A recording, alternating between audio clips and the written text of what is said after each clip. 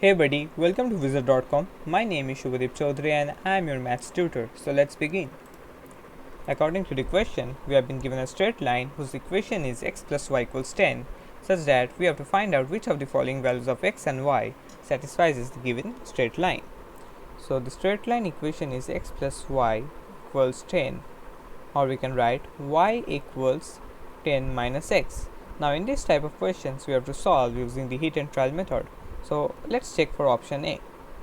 So when x equals 7, y will be equals 10 minus 7, which is equals 3. But in option A, y equals 2. So option A is not correct. When x equals 12, y will be equals 10 minus 12, which is equals minus 2. Again in option B, the value of y is 5, which is absolutely not correct. Now let's check option number C, which is when x equals 2, y will be equals 10 minus 2, which is equals 8, and which absolutely matches with option C.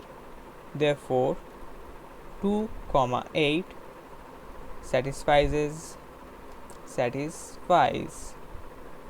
the given straight line x plus y equals 10. Therefore option C will be the required final answer. So that's it. Thank you and have a great day.